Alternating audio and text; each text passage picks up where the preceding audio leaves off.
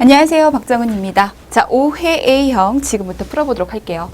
자, 1번 보겠습니다. 1번, 다음은 땡땡고등학교 보건교육 시간에 A 학생이 발표한 성장 발달의 원리에 관한 내용이다. 기역, 니은에 해당하는 명칭을 순서대로 쓰시오라고 돼 있어요. 성장 발달 물었죠. 아동 간호학이에요. 지금 우리가 아동 간호학에서 성장 발달이라는 문제를 1회부터 5회까지 굉장히 많이 풀었어요. 아직까지 할 얘기가 있다는 게 놀랍죠. 중요한 파트입니다. 여러분들이 A급 두시고 꼭 기억해 주셔야 돼요. 이렇게 그래프가 나오면서, 그림이 나오면서 구멍이 뚫릴 수 있어 라고 하는 거는 기입형으로 나올 가능성이 굉장히 크기 때문에 꼭 준비하셔야 돼요. 자, 성장 발달의 원리가 나왔고, 성장 발달의 유형, 연속적인 동시에 규칙적이고 점진적인 성장의 발달의 유형은 결정적이고 예측 가능하다. 결정적이고 예측 가능해. 뭐가? 성장 발달이. 이러한 양식과 경향은 모두 인간에게 보편적이고 기본적이지만 각 개인별로 특징적인 시기에 독특성이 있다. 우리가 이렇게 얘기해요.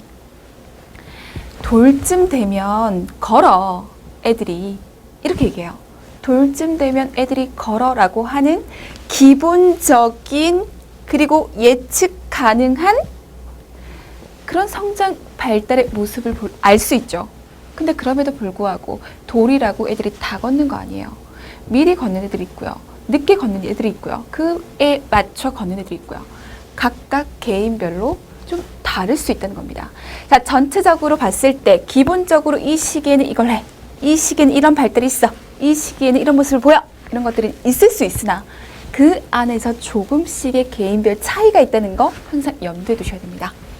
자, 그래프 이렇게 보입니다. 그래프를 봤더니 나이가 보이고요. 백분율이 보이고요.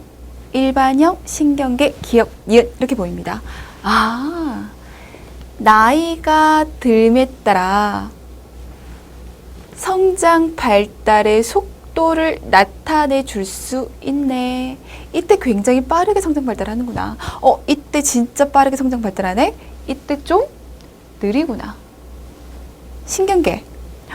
이렇게 봤더니 급격하게 발달했다가 일생을 천천히 유지할 수 있구나. 기억은 얘 지금 한 이쯤에서 급성장했다가 그 이후로는 떨어져서 이렇게 보는 거예요. 그래서 언제? 요 시기랑 같은 수준을 유지하네. 요런 특징을 가지고 있다고요.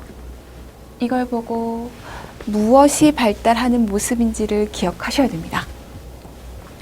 자, 신체적 성장입니다. 신체 부위, 기관별 성장 비율이 각기 다르다. 신체 부위에 따라, 기관에 따라 성장 발달의 속도가 다르더라. 성장률, 영아기와 사춘기 가장 빠르다. 영아기, 요때가 언제예요? 12, 14, 16, 요때. 사춘기잖아요. 이때 실제적으로 가장 빠르더라. 신경, 학년 전기에 가장 빠르고 그 후에는 거의 정지 상태를 유지하더라. 자, 신경계예요. 여기까지 급성장하죠. 그러다가 다음에는 그 상태를 계속 유지하고 있더라. 림프 조직 12세까지 빨리 성장한 후 오히려 위축하는 경향이 있더라. 이 봐요. 이때쯤 급성장을 했어요. 그리고 나서 감소되고 있죠. 지금 감소되는 모습을 보이는 유일한 기관이에요.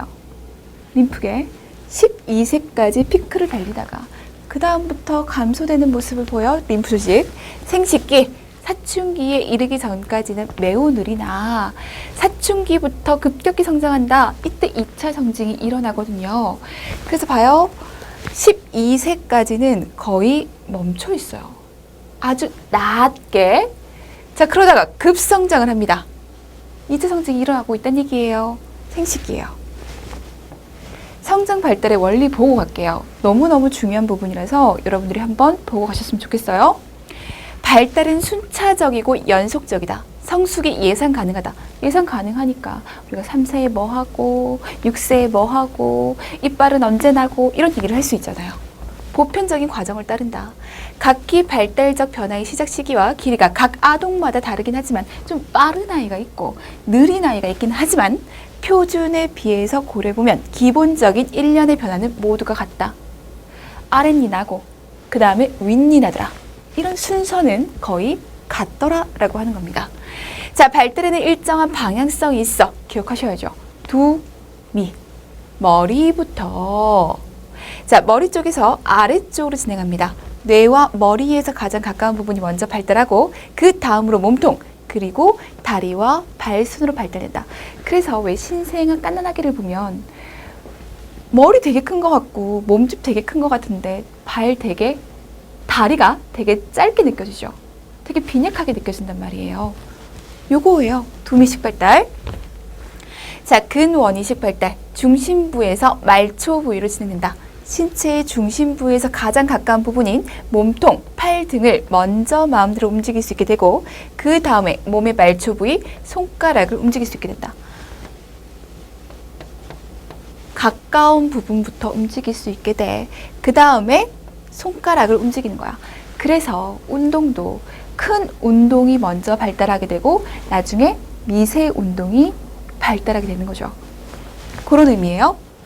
자, 발달은 각각의 아동에게 독특하게 나타난다. 모든 아동은 생리적, 심리사회적, 인지적, 도덕적인 발달에 자기 자신만의 특이한 시간대를 가지고 있다. 차이를 보인다. 발달은 상호작용이다. 자, 발달의 생리적, 심리사회적, 인지적, 도덕적인 측면은 다른 것과 서로 영향을 주고받는다. 상호적이다. 발달은 점점 분화되어진다. 아동이 성장할수록 반응이 더욱더 특성화되고 숙련되어 간다. 분화되어 간다.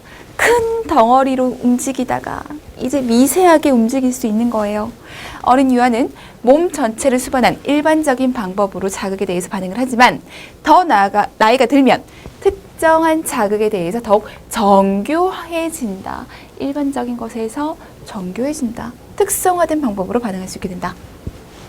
자, 발달은 점점 통합적이고 복합적이다. 새로운 기술을 습득함에 따라 더욱더 복잡한 기능을 익힐 수 있음을 의미한다. 아동은 경쟁적이다. 아동은 생존을 보장하고 그들의 발달을 진행시키기 위한 능력과 잠재성을 소유하고 있다. 새로운 기술이 두드러진다. 여러 가지 새로운 기술을 동시에 처리할 능력이 없는 주로 어린 시절에도 새로운 기술을 수행하고 완성하기 위한 강력한 욕구를 가지고 있다. 그래서 이 욕구를 채워나가면서 발달하게 되는 거죠. 이해하시면 돼요. 어렵진 않습니다. 물론 머리부터 근위부부터 큰 것에서 미세한 발달 이런 것들을 좀 기억을 하셔야겠지만 뒤쪽으로 갈수록 여러분들이 이해하시면서 기억하실 수 있으실 거예요. 자, 그래서 기억 뭐예요? 기억 봤더니 12세쯤 피크를 달리다가 그 이후부터 퇴화되기 시작합니다. 그래서 얘를 림프계라고 걸 알 수 있어요. 니은은요. 12세까지 거의 낮게 정지 상태로 있다가 이때부터 급성장하기 시작합니다. 사춘기 시기부터 급성장한다고요. 2차 성징이 일어나고 있다는 거죠. 그래서 얘를 우리는 생식기계라고 판단해 낼 수 있는 겁니다. 자, 그래프 무조건 기억하셔야 돼요. 자, 2번입니다. 다음은 보건교사가 취업한 학생들을 대상으로 근로자의 건강진단을 주제로 한 수업의 활동지입니다. 기흥, 니은에 해당한 내용을 차례대로 쓰시오라고 돼 있어요. 자, 근로자의 건강진단이라고 했어요. 산업간호에서 꽃이죠. 얘 모르고 갈 수가 없어요. 너무너무 중요한 파트. 건강진단, 건강진단의 결과 무조건 기억해요. 자, 다음 상황을 보고 물음에 답하시오. 최 씨는 100데시벨의 연속 소음이 있는 A 업체의 금속판 가공 공장에서 기능직 정규 직원으로 5년째 일하고 있습니다.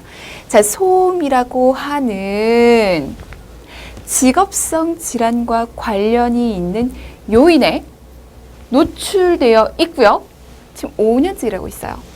최근 최 씨는 다른 사람과의 대화 시 정상적인 크기의 말소리를 잘 들을 수 없고 두통, 소화불량, 이명, 주의력 산만 등의 소음성 난청이 의심되는 자각 증상이 있었습니다. 자, 유해 요인에 노출되고 있어요. 그 유해 요인으로 인해서 소음성 난청이라고 하는 직업성 질병이 의심되고 있는 상황이에요. 이에 A 업체 보건관리자는 기억을 건의했고 최 씨는 추후 건강진단 결과에서 C1으로 분류되었습니다. 자, 이거 해결해 내실 수 있으시겠어요? 뭐라고 했냐면 기억은 어떤 건강진단입니까? 이 사람의 상황을 보고 이 사람이 받았을 건강진단 판단해 보세요. 최 씨의 건강진단 결과 C1이라고 얘기를 했잖아요. 이 C1이 의미하는 바가 뭐예요? 굉장히 다빈도 기출됐어요. 산업간호에서 너무너무 중요한 파트라니까요. 자, 건강진단의 구분입니다. 첫 번째, 배치 전 건강진단. 내가 입사했어. 어느 부서에 갈지 아직 결정되지 않았어. 내가 부서를 결정짓기 전에, 배치되기 전에 건강진단을 할 거예요. 특수건강진단 대상 업무 또는 법적 유해인자 노출 부서에 근로자를 신규 배치하거나 배치 전환할 때 사업주의 비용 부담으로 실시하는 건강진단이다. 자, 배치 전 건강진단을 규칙적으로 시행한다? 정기적으로 시행한다? 아니죠. 직업성 질병에 걸릴 위험성이 있는 사람들에게 배치되기 전에 그 적합성을 살펴보려고 하는 건강진단이라고 생각하시면 돼요. 근로자의 건강평가에 필요한 기초 건강 자료를 확보하기 위함이고 배치하고자 하는 부서 업무에 배치의 적합성을 평가하기 위한 목적으로 실시한다. 자, 예를 들어 볼게요. 여기는 소음에 노출되는 부서야. 이 사람을 여기에 배치해도 될까? 일단 그 적합성을 보자고요. 왜? 이 사람이 만약에 귀가 예민해. 청력에 문제가 있는 사람이야. 난청이 걸릴 가능성이 높은 사람이야. 그런데 이곳에 배치할 수 있겠냐고요? 없다는 거죠. 그 적합성을 본다. 그게 첫 번째. 두 번째, 기초 자료를 만들어 놓는 거예요. 베이스가 되는 자료를 만들어 놓고 얘가 나중에 일을 하다가 문제가 발생할 수 있잖아. 그럼 이 문제가 혹시 배치되기 전부터 있었던 문제였는지 아니면 이때는 괜찮았는데 여기서 일하다 보니까 생긴 문제인 건지 얘를 확인해 내려면 기초적인 자료, 비교할 수 있는 자료가 필요하다고요. 배치되기 전에 상태를 얘기해 줄 수 있는 그 기초 자료가 필요해. 그래서 배치 전 건강진단을 하는 겁니다. 자, 일반 건강진단이에요. 모든 근로자에게 일정한 주기로, 이거 포인트 잡으셔야 돼요. 주기적으로 하는 검사다. 주기적으로 하는 검진이다. 질병을 초기에 찾아내서 적절한 사후관리 또는 치료를 신속히 받도록 함으로써 질병으로부터 근로자의 건강을 유지하고 보호하기 위한 목적이다. 주기적으로 건강검진해서 이 사람의 문제가 있는지를 밝혀내자. 조기 진단, 조기 치료를 위해서 하는 거예요. 특수건강진단, 특수건강진단 대상 업무 유해인자 노출되는 업무에 종사하는 근로자에게 특수건강진단은 유해인자에 노출되는 근로자에 한해서 합니다. 얘는 모든, 얘는 대상이 있어요. 근로자에 대해서 주기적으로 실시하는 건강진단으로 근로자의 직업성 질환을 조기에 찾아내는 것. 얘는 일반 질병에 가깝고요. 얘는 직업성 질환을 찾아내는 것이 더 목적이에요. 적절한 사후관리, 치료를 신속하게 받도록 해서 근로자의 건강을 유지, 보호하기 위한 목적으로 실시합니다.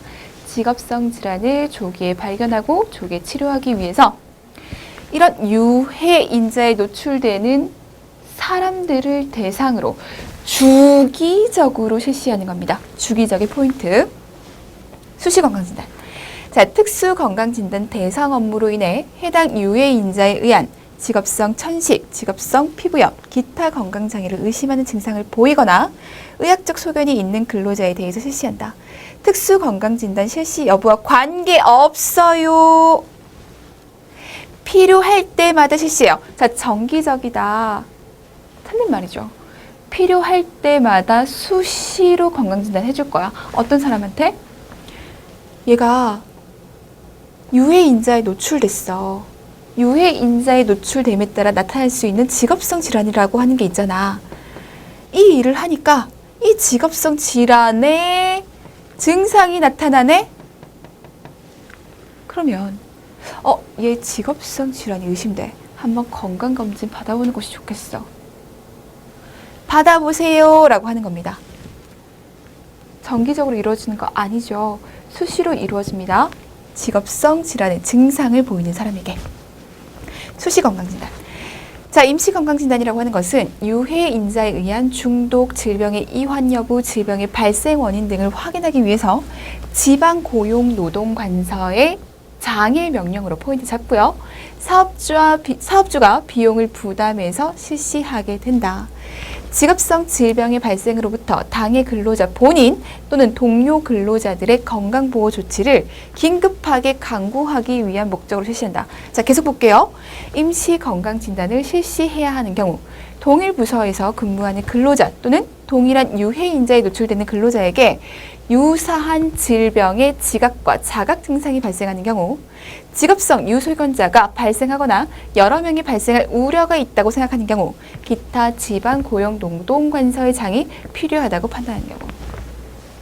자, A 부서는 방사능에 노출되어 있습니다. 그런데 이 방사능과 관련되어 있는 백혈병이 A라는 사람에게서 나타났어요. 근데 비슷한 시기에 B라는 사람에게서도 나타나요? 비슷한 시기에 C라고 하는 사람에게서도 나타나요. 지금 이 부서 얘에 노출되고 있는 것은 아닌가? 지금 문제가 되고 있는 상황이 아닌가? 그럼 전체적으로 근로자에 대해서 검진을 해보는 거예요. 수시랑은 다르죠. 수시는 얘로 인해서 증상이 나타나는 것 같아. 얘 한번 그 증상이 나타나는 것이 맞는지 아닌지, 걸렸는지 안 걸렸는지를 확인하기 위해서 합니다. 근데 이젠 그런 의미가 아니에요. 아무래도 여기 무슨 문제 있는 것 같아. 전체적으로 방사능에 노출되고 있는 것 같은데? 지금 산발적으로 생겨나고 있잖아. 동시에 생겨나고 있잖아. 여러 명이 생겨나고 있잖아. 문제 있을 수도 있어. 다 검사해보자 라고 하는 것이 임시건강진단입니다. 자, 이거 정기적으로 하는 거예요? 아니죠. 자, 2차 건강진단. 1차 일반 건강진단 결과 질환 의심자로 판정된 자를 대상으로 질환의 심사 판정을 통보받은 10일 이내에 실시한다. 이것도 포인트 잡으셔야죠. 질환 의심자로 판정이 돼요. 이게 좀 의심스러운데? 다시 한번 검사를 받는 것이 좋겠어. 10일 이내에. 그것을 2차 건강진단이라고 합니다. 자, 건강진단 결과 관리예요. 건강진단 실시일로부터 30일 이내에 근로자와 사업주에게 검진 결과를 송부해야 되는데 이런 식으로 표시가 되어 있다고요. A는 정상이에요. 굿.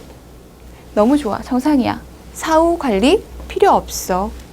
C1 직업병 요관철자, C2 일반 질병 요관철자, D1 직업병 유소견자, D2 일반 질병 유소견자. 공통점 한번 잡아볼게요. C라고 하니까 요관철자구나. D라고 하니까 유소견자구나. 무슨 말이에요? C는 지금 당장 질병에 걸린 건 아닌데 질병에 걸릴 가능성이 크거든. 그러니까 앞으로 관찰할 필요가 있겠어? 라고 하는 것. 얘는요. 유소견자. 얘 지금 질병이 있어. 라고 얘기를 하는 겁니다. 자, 1이랑 2도 한번 공통점 잡아볼게요. 1, 직업병이야. 1, 직업병이야. 2, 일반이야.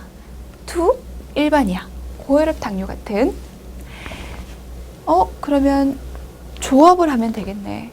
자, 1은 직업병이고 2는 일반 질병이고 C는 관찰해야 돼. D는 지금 질병이 있어. 조합하면 되죠. C1 직업병이면서 관찰하면 돼. D1 직업병이면서 병이 있어. 이렇게 해결하시면 돼요. 자, 요 관찰자, 지금 당장 질병이 있는 것은 아니나 걸릴 가능성이 있어. 그러니 직업병 예방을 위해서 적절한 의학적, 직업적 사후관리 조치가 필요합니다. C2, 일반 질병에 대해서 병에 걸릴 가능성이 있어요. 따라서 얘를 예방하기 위한 조치 해주시면 되겠고요. D1, 직업병이 지금 있잖아요. 직업병의 소견이 있기 때문에 얘를 해결해 줄 수 있는 조치가 필요하겠다. D2, 일반 질병에 걸렸어. 소견이 있어요. 얘를 해결해 줄 수 있는 조치가 필요하다. R은요. 의심자입니다. 1차 건강진단 실시 결과에서 이상 소견이 보였기 때문에 2차 건강진단을 할 필요가 있겠다는 표시. 자, U. 특수 건강진단 실시 도중에 퇴직 등의 사유로 얘를 마치지 못했어. 건강진단을 종료하지 못했습니다. 그래서 판정해낼 수가 없는 거죠. 그것을 우리는 U라고 표시할 거예요. 자, 지금 소음에 노출됐었어요. 소음에 노출돼서 난청이 의심됐다고요. 그래서 A 업체의 보건관리자는 이 최 씨에게 기억의 건강진단을 권유했습니다. 건강진단을 하게끔 했어요. 이거 뭐예요? 일단 유해인자에 노출됐기 때문에 일반 아니죠. 배치전 아니죠. 특수, 수시, 임시 이쪽으로 가야 되는데 정규적으로 지금 하고 있는 게 아니란 말이에요. 그럼 특수도 아니에요. 그럼 수시 아니면 임시인데 그 유해인자 노출에 대한 증상을 보이고 있을 때 그 근로자에게 한번 진단해봐 라고 하는 것은 수시 건강진단이었습니다. 자, C1의 건강관리 구분은 C 뭐예요? 관찰에 1이 뭐였죠? 직업병이에요. 직업병 요 관찰자가 되는 거죠. 자, 그래서 C1은 직업병 요 관찰자가 되는 겁니다. 사례를 보고 해석해 내시고 얘 꼭 해석해 주실 수 있으셔야 됩니다. 답인도 기출됐던 부분. 3번 다음은 인지행동치료에 대한 상반기 보건교사 연수교재 중 일부입니다. 괄호 안에 기응예은에 해당하는 내용을 차례대로 쓰시오. 자, 인지행동치료. 정신간호학에서 치료에 대한 파트가 점차적으로 출제 빈도 높아지고 있어요. 특히 인지, 그리고 가족치료. 이쪽은 여러분들이 포커스를 잘 맞추실 필요가 있어요. 자, 인지행동치료. 겉으로 드러난 행동을 단순히 변화시키는 것에 중점을 보이기보다는 행동에 영향을 미치는 인지적 과정을 수정함으로써 대상자의 행동의 변화를 가져오는 것에 중점을 둔다. 우리가 어떤 행동을 하는 데 있어서 이 행동이 정상과 다르다. 이 행동이 기본적이지가 않다. 그럼 이 행동을 교정해 줄 필요가 있겠다. 이 행동에만 포커스를 맞추고 교정하자. 인지행동치료는 이런 게 아니라는 거죠. 봐봐. 사람마다 똑같은 자극에 다르게 행동해. 똑같은 상황에 다르게 행동해. 왜 그럴까? 이 자극을 어떻게 받아들이는지에 따라서 다른 행동이 나온다는 겁니다. 그것을 우리는 인지과정이라고 하죠. 이 인지과정에 따라서 다르게 행동할 수 있어.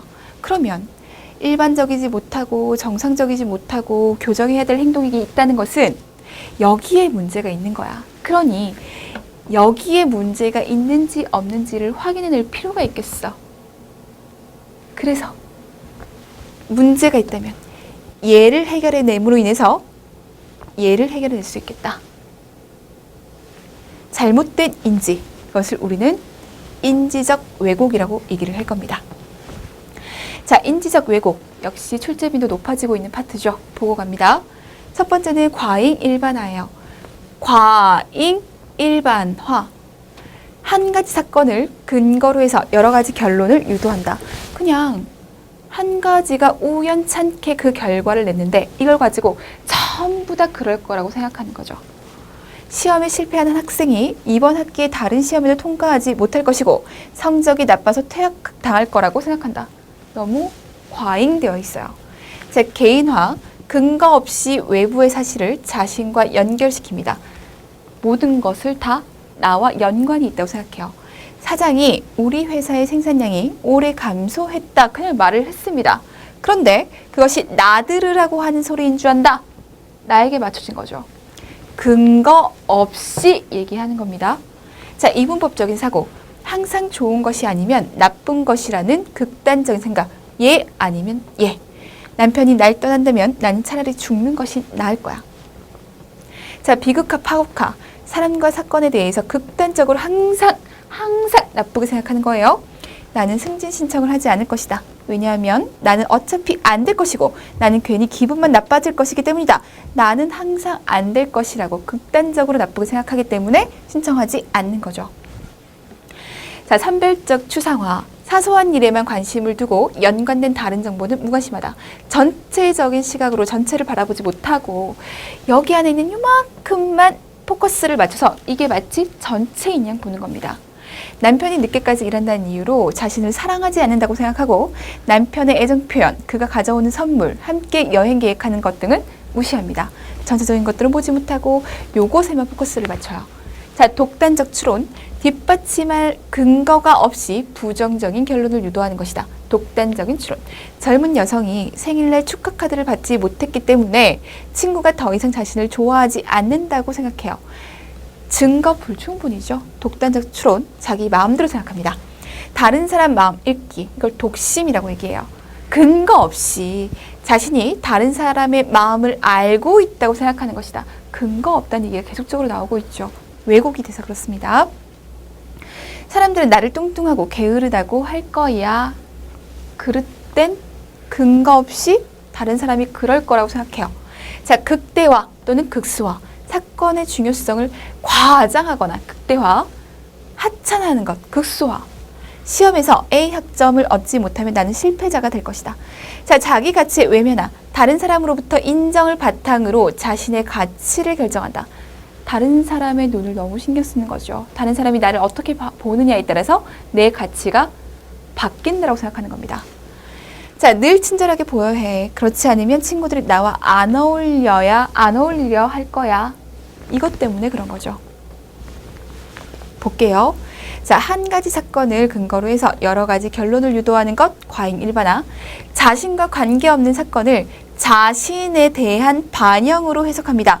나랑 상관이 없어요. 논거가 없고 근거가 없어요. 그럼에도 불구하고 그것이 나랑 마치 상관이 있는 것처럼 나를 개인화시키는 거죠. 자, 비극화. 항상 극단적으로 나쁘게. 독심. 근거 없이 자신이 다른 사람의 마음을 알고 있다고 생각하는 것. 자, 전체 문맥에서 사소한 것을 취해서 전체 경험을 오염시키는 것. 전체를 보지 못하고 얘를 보면서 얘가 마치 전체인 양 보는 것. 이것을 우리는 선별적 추상화라고 얘기합니다. 역시 사례 속에서, 개념 속에서 얘네들을 판별해 내실 수 있으셔야 돼요. 사례로 나올 수 있거든요. 사례를 쭉 보여주면서 그래, 얘 인지적 왜곡이 있는 것 같아 보이지? 얘 어떤 인지적 왜곡이 있는지 그 부분을 찾아 쓰고 명칭 쓰고 개념 정리해봐. 그리고 나서 인지적 치료 방법에 대해서 물을 수 있어요. 인지적 왜곡 기본입니다. 기억을 꼭 해두셔야 돼요. 자, 4번이에요. 다음은 보건교사가 작성한 홍역 발생에 대한 감염병 통계보고서입니다. 괄호 안에 기억, 니은에 해당하는 내용을 차례대로 쓰시오. 단, 학생 100명당 비율로 계산하고 산출값은 반올림 없이 소수점 이하 첫 번째 자리까지 제시할 것이라고 되어 있습니다. 자, 홍역. 지금 우리나라에서 홍역에 대한 이슈가 있었습니다. 따라서 홍역에 관한 감염병의 특징 정리를 좀 해주시고, 홍역 나왔잖아요. 이게 집단적으로 발생할 수 있는 감염병이에요. 특히 학교에서 많이 발생할 수 있거든요. 그럼 얘와 더불어 학교에서 발생할 수 있는 감염병에 대해서 정리하시는 거 필요할 것 같아요. 정리해 주셔야 돼요. 자, 여기서는 뭘 물었냐면 단순히 유병률, 발생률 물었습니다. 자, 우리 지난 시간에는 쭉 보여주면서 자, 이 시점에 유병률, 발생률을 구해봐 이렇게 얘기를 했어요. 근데 이 문제가 다른 거는 1주에서 4주간 전체에 대한 유병률을 구해봐, 발생률을 구해봐 이렇게 얘기를 해요. 그러니까 개념을 확실하게 잡으셔야 돼요. 문제를 딱 봤을 때 언제 유병률을 묻는지, 언제 발생률을 묻는지 확인을 하셔야 된다는 얘기입니다. 자, 유병률, 그리고 시점 유병률이 있고 기간 유병률이 있다. 시점 유병률은 그 시점의 인구 크기분의 그 시점에서의 환자 수. 기간은요, 그 기간 동안의 인구 크기분의 그 기간 동안 환자의 수를 얘기한다. 자, 발생률이라고 했어요. 발생률은 분모가 발생할 가능성을 지닌 전체 인구 수라고 얘기했고요. 발생할 가능성이 있어야 되기 때문에 발생할 가능성이 없는 면역이 있거나 또는 이미 질병에 걸려 있구나. 이런 사람들은 제외시켜 주셔야 된다고 말씀드렸습니다. 그러면서 새롭게 질병이 발생한 환자 수. 자, 누적 발생률이라고 하는 것은 기간을 좀 멀리 보는 거죠. 그 시점을 보는 것이 아니라 기간을 좀 길게 보는 거예요. 일정 지역에서 그 기간 내에 질병이 발생할 가능성이 있는 사람, 그리고 그 기간 내에 같은 지역에 새롭게 질병이 발생한 환자 수, 이렇게 보는 겁니다. 자, 1주, 2주, 3주, 4주 전체에 대한 유병률, 전체에 대한 발생률 구하라고 했어요. 자, 문제에 돌아와서 다시 한번 볼게요. 자, 문제에서 총 학생 수가 지금 500명이란 말이에요. 그러면서 기존 홍역 학생 수가 20명이에요. 그리고 나서 1주에 20명, 2주에 12명, 3주에 11명, 4주에 6명, 총 49명이 걸려 있습니다. 총 학생 수 500명, 기존에 걸려있는 학생 수 20명, 그리고 전체 4주 동안 걸린 학생 수 49명. 유병률, 발생률 구해봅시다. 자, 유병률이라고 했어요. 지금 전체 인구 분에 기존에 몇 명 걸려 있다고요? 20명 걸려 있다고요. 그러면서 지금 1주에서 4주까지 49명이 걸려 있습니다. 요 계산해 주시면 돼요. 발생률은요. 새롭게 병에 걸릴 가능성이 있는 사람들을 대상으로 하기 때문에 기존에 걸려 있는 홍역 환자 수 빼주셔야죠.